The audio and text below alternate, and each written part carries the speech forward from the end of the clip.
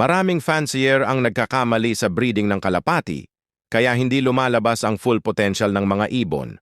Ito ang mga pinaka-common na pagkakamali at dapat iwasan. 1. Mali ang pagpili ng breeding pair. Pinagpaparis kahit parehong mahina o walang performance. Hindi tinitingnan ang bloodline at record. Dapat, Champion X, consistent racer, or proven breeder. 2. Inbreeding na walang plano. Basta pinagpaparis magkakamag-anak, nagiging mahina ang immune system.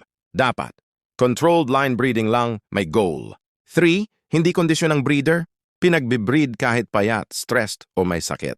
Resulta, mahihinang sisiw. Dapat, fit, healthy, at nasa peak condition. 4. Kulang sa vitamins at minerals.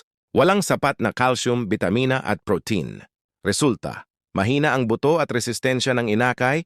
Dapat, may supplements lalo na sa breeding season. 5. Maduming loft. Hindi nalilinis ng maayos. Resulta, sakit tulad ng bakterya, parasites. Dapat malinis, tuyo at well-ventilated. 6. Overbreeding. Sobrang pagpapapisa. Sunod-sunod ang breeding kahit pagod na ang ibon. Resulta, bumababang kalidad ng sisiw.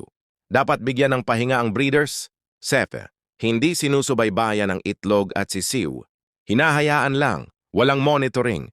Resulta, nasasayang ang good bloodline. Dapat, regular check sa itlog at feeding ng magulang. 8. Walang tamang pairing strategy. Trial and error lang, walang record. Resulta, walang improvement taon-taon. Dapat, may record logbook ng pairing at results. 9. Maling timing ng breeding. Nagbe-breed sa sobrang init o tagulan. Resulta, stress at mataas mortality. Dapat piliin ang tamang season. 10. Kulang sa pasensya. Agad pinapalitan ng breeder kahit di pa nasusubukan mabuti. Dapat bigyan ng chance ang pairing 2 to 3 rounds. Tip ng Mega Champion Fancer. Hindi paramihan ng sisiw kundi kalidad ng dugo ang puhunan. Kung gusto nyo pang kalapati tips, huwag kalimutan mag-follow, react, comment at share sa AD28 Lofty TV tapos paki-subscribe sa YouTube channel ko. Maraming salamat mga idol at happy flying!